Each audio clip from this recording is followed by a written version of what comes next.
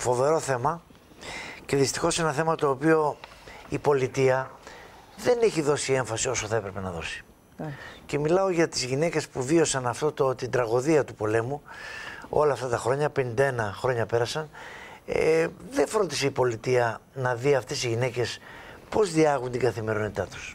Αλλά έρχονται προγράμματα όπως το Ζωή Ξανά, έτσι ώστε να υπενθυμίσουν ότι αυτές οι γυναίκες βρίσκονται ανάμεσά μας και χρειάζονται στήριξη. Και ότι είναι εδώ για να δώσουν την όποια στήριξη πρέπει να δώσουν. Ναι. Έχουμε μαζί μας την κυρία Αγγελική Χατζηλοΐζου, εκπαιδεύτρια και συνδημιουργός του προγράμματος Ζωή Ξανά και Life Coach. Καλή σας μέρα. Καλημέρα σας. Και μαζί μας είναι και η κυρία Φωτούλα Μάρκο Βοσκού, συμμετέχουσα στην πρώτη σειρά των εργαστηρίων του Ζωή Ξανά. Καλή σας μέρα. Καλημέρα.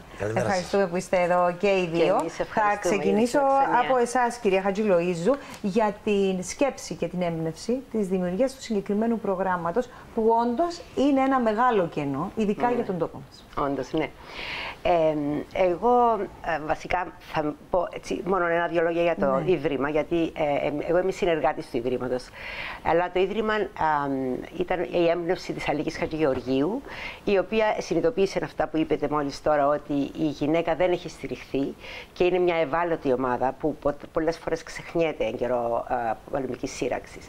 Και έτσι επικοινώνησαν μαζί μου και μου ζήτησαν να δημιουργήσω ένα πρόγραμμα ειδικά για αυτές τις γυναίκες, για να μπορέσουμε να προσφέρουμε μια ανακούφιση, στήριξη, ενδυνάμωση, γιατί συνειδητοποίησαμε ότι το τραύμα του πολέμου είναι κάτι το οποίο δεν είναι το τι συνέβηκε πριν τόσα χρόνια, αλλά είναι το τι κουβαλάς ακόμη μέσα σου. Γιατί αν ήταν αυτό που συνέβη και δεν μπορούμε τίποτα να κάνουμε, τελείωσε, δεν μπορείς να το αλλάξεις. Όμως είναι αυτό που κουβαλάς ακόμη μέσα σου, το οποίο επηρεάζει την καθημερινότητά σου, επηρεάζει τον τρόπο με τον οποίο αντιμετωπίζεις τους άλλους ανθρώπους, τις προκλήσεις της ζωής, τις σχέσεις σου. Νιώθεις ανασφάλεια, θυμό, φόβο. Άρα, και δεν γνωρίζεις από πού προέρχονται αυτά. Και αυτό επηρεάζει την καθημερινότητα σου και επηρεάζει και την οικογένεια σου. Γιατί η μητέρα, η γυναίκα, είναι ένα μεγάλο, είναι πολύ σημαντική στο πώς θα εξελιχθεί η οικογένεια. Να ρωτήσω κάτι πριν πάμε στην κυρία Βοσκού. Μπορεί κάποια κυρία η οποία βίωσε τον πόλεμο σε μικρότερο ή μεγαλύτερο βαθμό να κουβαλάει μέσα της πράγματα τα οποία να μην ξέρει ότι τα κουβαλάει? Ναι. Ακριβώς αυτό είναι το πρώτο θέμα, ότι τους προσφέρουμε ένα χώρο όπου νιώθουν ασφάλεια και μπορούν να αναγνωρίσουν ότι έχουν τραύμα. Και είμαι σίγουρη ότι η κυρία Φωτούλα Βοσκού θα μιλήσει γι' αυτό, γιατί και η ίδια βίωσε κάτι τέτοιο. Ναι. Πολλές φορές και μου λένε, καλά, 51 χρόνια μετά, εγώ είμαι μια χαρά, τα έχω ξεπεράσει. Αλλά δεν γνωρίζουν ότι ο λόγος που μόλις ακούσω ένα θόρυβο ξαφνιάζουμε είναι εκείνο το τραύμα. Μπορεί και να μην είναι η πρώτη γενναία καν, μπορεί να είναι παιδί, μπορεί να είναι δεύτερη γενναία και τρίτη γενναία. Έχει ζήσει με ανθρώπους όμως που είχαν βαθιές πληγές. Ναι. Ακόμα και να μην ήσουν στη ζωή το 1974 ή να μην μπορείς να έχεις μνήμες από αυτό. Ναι, γιατί το διαγενειακό τραύμα, γιατί έτσι ονομάζεται, το τραύμα που μεταφέρεται από γενεά σε γενεά, μεταφέρεται όχι μόνο με λόγια, μπορεί να μεταφερθεί με τη σιωπή και ούτε καν με την ενέργεια. Δηλαδή, όταν εσύ είσαι ένα τραυματισμένο άτομο, το μεταφέρεις μέσω των δικών σου περιοριστικών πεποιθήσεων, τον τρόπο σκέψης σου, τα συναισθήματα που προβάλλεις προς τα έξω. Και αυτά πηγαίνουν στην επόμενη γενιά και στην επόμενη γενιά. Και ένας από τους μεγαλύτερους μας στόχους είναι να σταματήσει αυτό το διαγενειακό τραύμα. Να πάμε στην κυρία Φωτούλα. Θα ήθελα εγώ πρώτα να μάθω πώς αποφασίσατε ότι ναι, χρειάζομαι το Ζωή Ξανά. Το 1974 ήσασταν μόλις 8 ετών. Κάποιος θα πει ότι οι μνήμες μπορεί να μην είναι καλά ξεκάθαρες. Πώς εσείς αισθανθήκατε την ανάγκη ότι όντως χρειάζομαι το συγκεκριμένο πρόγραμμα? Πρώτα να πω ότι οι μνήμες είναι πολύ έντονες και να μπορώ να σας πω μετά γιατί. Τώρα να είσαι 8 χρόνια και να περνάει το αεροπλάνο πάνω σου και να το ακούσει και να τρελαίνεσαι, σου μένει. Ήταν επειδή το περισσότερο ήταν ότι ο πατέρας μου είχε το ξενοδοχείο Μάρκος, το οποίο στο Ιναμόχωστον, το οποίο κατά τη διάρκεια του πολέμου είχε μετατραπεί σε νοσοκομείο. Οπότε εγώ βίωσα τον πόλεμο μέσα από το νοσοκομείο, διότι ήμασταν όλη η οικογένεια, εκεί ζούσαμε. Τώρα το πώς το αποφάσισα, δεν το αποφάσισα εγώ, διότι εγώ θεωρούσα ότι δεν χρειαζόμουν. Όποια δεν είχα τραύματα, θεωρούσα ότι τα είχα διαχειριστεί και δεν χρειαζόμουν κάποια βοήθεια.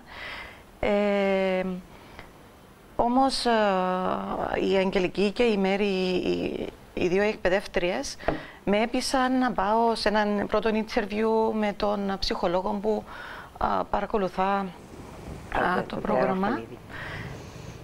Και εκεί με την πρώτη ερώτηση συνειδητοποίησα ότι ναι, χρειαζόμουν να τα πω, να τα εξωτερικεύσω και κατ' επακόλουθον ότι χρειαζόμουν και εγώ τη δική μου θεραπεία ή διαχείριση είναι καλύτερη για να προσπαθήσω και εγώ, όπως είπε η Αγγέλα, να μην, αν και είμαι σίγουρη μετέφερα πράγματα στα παιδιά μου, τουλάχιστον να προσπαθήσουμε να το διαβάσουμε. Αυτό που λέγαμε πριν με την κυρία Χατζηλοϊζού, ότι μπορεί να έχεις πράγματα μέσα σου, να ξέρεις και να σου βγαίνουν στη καθημερινότητα και να τα δικαιολογείς με 1000 τρόπους. Εκείνη τη στιγμή, μόλις μιλήσατε πρώτη φορά και με το ψυχολόγο, νιώσατε ότι ανακαλέσατε μνήμες, τις οποίες ακόμα κι εσείς βάλατε στον ντουλάπι των αναμνήσεων? Ναι, σίγουρα. Ανακούφιση, νιώσατε ανακούφιση? Ναι. Αυτό είναι το βασικότερο. Ναι. Είναι όντως ένα μεγάλο κενό το οποίο υπάρχει 51 χρόνια τώρα πριν την αρχή του προγράμματος. Θεωρώ ότι είναι. Και να πω ότι το πρώτο πράγμα το οποίο έμαθα ήταν να μην φοβάμαι να μιλήσω.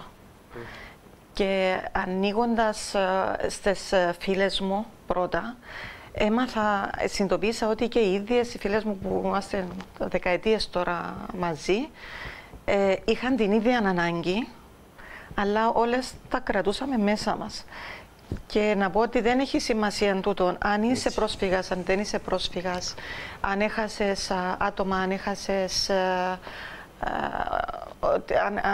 δεν έχει σημασία. Δηλαδή μια εμπειρία είναι ένα τραύμα και σε κάνει να αντιμετωπίζεις εντελώς διαφορετικά. Και τούτο που είπε ο κύριος Δημητρόπουλος προηγουμένως, το να ακούσεις ξαφνικά ένα θόρυβο, η Αγγελική. Για παράδειγμα, όταν έχουμε την στρατιωτική παρέλαση που περνούν τα αεροπλάνα. Την παρέλαση τα αεροπλάνα από πάνω και κάνα θόρυβο και λες... Εγώ πάω και χάνω. Ακόμα αυτή η αίσθηση.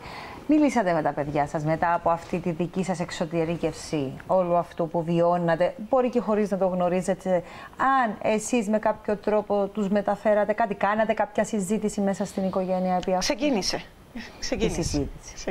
Βοήθησε όμως το πρόγραμμα για να ξεκινήσει. Οπωσδήποτε. Ανοίγετε και άλλους κύκλους με το Ζωή Ξανά. Ανοίγετε το σήμερα για να συνειδητοποιήσουν οι άνθρωποι το πού βρίσκονται και πώς όντως να καταλυτερεύσουν τη ζωή τους. Ναι. Αυτό είναι που προσπαθούμε, διότι συνειδητοποιούμε ότι τα αποτελέσματα, το τι συνέβη και το 1974, το βιώνει καθημερινά ο άνθρωπος. Είτε είναι πρόσφυγας, είτε έχει εχμαλωτιστεί, είτε έχει στην οικογένεια του αγνοωμένους ή έχουν πεθάνει. Μήπως αυτό δεν είναι ένα τραύμα να είσαι αγνοούμενο τόσα χρόνια και να τον περιμένεις? Φαντάσου, δηλαδή χωρίς να γνωρίζεις. Είναι τεράστιο αυτό, το οποίο πραγματικά για να το διαχειριστείς χρειάζεσαι πάρα πολύ. Και ο στόχος μας είναι η ενδυνάμωση αυτών των γυναικών. Και να τους προσφέρουμε βιωματικές ασκήσεις, διότι είναι ένα βιωματικό ψυχοεκπαιδευτικό πρόγραμμα, το οποίο αποτελείται από, απλά να πω λίγα λόγια για το πρόγραμμα, αν είναι αποτελείται από 10 συναντήσεις της 1,5 ώρας κάθε εβδομάδα. Και για ποιον λόγο είναι τόσο μακροχρόνιο, που δεν είναι και πολύ μακροχρόνιο, είναι διότι για να γίνει μια αλλαγή δεν μπορεί να γίνει με το να πας σε ένα σεμινάριο, ένα Σαββατοκυριακό, αλλά πρέπει να μπορέσεις αυτά που ακούς, που όπως είπαμε το πρώτο βήμα είναι η επίγνωση, να συνειδητοποιήσεις τι γίνεται και τι είναι η αλήθεια, αυτά που ακούς να βρεις τρόπο να τα βάλεις μέσα στην καθημερινότητά σου και τότε γίνεται βιωματική εμπειρία. Τότε η γνώση φεύγει από τον εγκέφαλο του νου από πάνω και πηγαίνει στη γνώση της καρδιάς και δεν μπορεί κανείς να σου πει ότι αυτό δεν ισχύει. Άρα εμείς με τα προγράμματα που κάνουμε και βοηθούμε τις γυναίκες να μπορέσουν να διαχειριστούν το άγχος, το φόβο, την ανασφάλεια, την έλλειψη εμπιστοσύνης, τους δίνουμε εργαλεία τα οποία παίρνουν σπίτι τους και τα βάζουν στην καθημερινότητα τους και έρχονται την επόμενη εβδομάδα και κουβεντιάζουμε τι συνέβηκε, τι άλλαξε στη ζωή μας, πώς αυτό το πράγμα με επηρέασε και βλέπω διαφορετικά. Διότι συνειδητοποιούν τη δύναμη της σκέψης. Η σκέψη είναι έχει τεράστια δύναμη. Αν ξεκινήσει με μια αρνητική σκέψη που θα σε οθήσει σε αρνητικά συναισθήματα, που θα σε οθήσουν σε αρνητικές πράξεις, ενισχύεται η αρνητική σκέψη και είσαι σε έναν κύκλο που δεν μπορεί να μεταφέρεται. Και μεταφέρεται. Με αυτές τις αναμνήσεις είσαι σε ένα κικαιώνα κρανίο που δεν μπορείς να καταλάβεις και το τι γίνεται καλά-καλά. Και να μπορείς να έρθεις στο σήμερα και να βλέπεις τα όλα όσα εξελίσσονται και παραμένουμε σε κατοχή, δεν έχει αλλάξει κάτι. Μέχρι να συνειδητοποιήσεις τη δύναμη της σκέψης σου, τη δύναμη της απελευθέρωσης του παρελθόντος, τη δύναμη της συγχώρεσης. Γιατί πολλοί κόσμος λέει, μα γιατί να συγχωρέσω. Αλλά η συγχώρεση τι σημαίνει? Σημαίνει ότι ελευθερώνομαι εγώ. Κόβω τα δεσμά που με δένουν με τον πόνο, γιατί τι μου προσφέρει αυτό? Μου προσφέρει περισσότερο πόνο. Μου προσφέρει περισσότερο... Υπάρχει ενδιαφέρον, υπήρξε ενδιαφέρον από κυρίες αυτή τη περίοδου? Βεβαίως. Έχουμε ήδη κάνει μία πιλωτική ομάδα, στην οποία έλαβε μέρος και η Φωτούλα. Και τώρα ξεκινούμε δεύτερη ομάδα που αρχίζει σε 10 μέρες. Πώς μπορεί κάποιος να συμμετέχει? Ναι, θα ήθελαμε πάρα πολύ να ενθαρρύνουμε τις γυναίκες να επικοινωνήσουν μαζί μας. Υπάρχει το αριθμός 7048-00. 7048-00. Που μπορούν να επικοινωνήσουν, να τους δώσουμε περισσότερες λεπτομέρειες. Για την πρώτη ομάδα έχει ήδη καλυφθεί ο αριθμός, διότι θέλουμε να είναι μικρές ομάδες μέχρι 16 άτομα. Μικρό εργαστήριο δηλαδή, κάπως έτσι. Αλλά θέλουμε, γιατί το πρόγραμμα αυτό είναι παγκύπριο, θα ακολουθήσουν νέες ομάδες σε άλλες πόλεις και σε άλλες πόλεις. Και αυτή τη φορά είναι πού? Αυτή τη φορά είναι στη Λευκοσία. Αρχίζει σε 10 μέρες, 17 Νοεμβρίου, Δευτέρα. Κάθε Δευτέρα 6 με 7.30 στο χώρο Ροές στο Στρόβολο. Μάλιστα. Να δώσουμε πάλι το τηλέφωνο έτσι για να... 7048-00. Όσοι κυρίες ενδιαφέρονται. Και είναι πολύ σημαντικό να επικοινωνήσουμε μαζί μας, διότι είναι περιορισμένες οι θέσεις και θέλουμε κάθε ομάδα για να μπορεί να γίνεται σωστή δουλειά μέχρι 16 άτομα. Θα ήθελα από την κυρία Φωτούλα, συγγνώμη Αντρέα μου, κάτι θέλεις να πεις, αλλά με όλη αυτή την εμπειρία σας, υπάρχει το άτομο που θέλετε να πάρετε από το χέρι και να το οδηγήσετε σε αυτές τις συναντήσεις? Γιατί καταλαβαίνω ότι αφού ήσασταν μόνο 8 χρονών, υπάρχουν και άλλες γυναίκες στην οικογένεια. Όπου...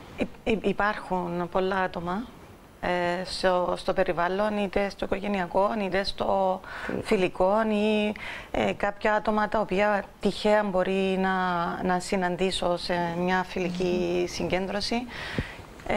Εγώ επειδή πλέον έχω ξανοιχτεί και επειδή είδα ότι βοηθήθηκα, θέλω να μιλώ για αυτόν το οποίο βίωσα, και αν μπορέσω να πείσω 1-2 ακόμα γυναίκες να το παρακολουθήσουν, θα ήθελα να το κάνω. Οπότε το έχεις ήδη κάνει. Τουλάχιστον 2 άτομα. Καλά είναι, κυρία Χατζηλοΐζου, να δείτε και για τους άντρες κάτι παρόμοιο. Γιατί έχουν βιώσει πολύ άσχημες καταστάσεις που βαλάνε από τότε. Μιλούμε για ευάλωτες ομάδες. Που ευάλωτες ομάδες είναι και τα μικρά παιδιά. Μικρά παιδιά, βέβαια. Είναι τα παιδιά, τα συνόδευτα παιδιά που πήγαν στην Ελλάδα το 1974. Αυτή είναι μια τεράστια ομάδα. Πολύ ωραία πρωτοβουλία σας και ωραίο το έργο σας. Εμείς ανοίξαμε το θέμα. Εγώ θέλω να ακούσω ίσως και άλλες ιστορίες. Θα επικοινωνήσουμε ξανά, γιατί στο μυαλό μου έχω πολλά. Γιατί πραγματικά θα πρέπει να ακούσουμε. Να το επεκτείνουμε λίγο πιο πρακτικά, εννοείς. Μάλιστα. Ευχαριστούμε πάρα πολύ. Καλή συνέχεια. Καλώς ήρθατε.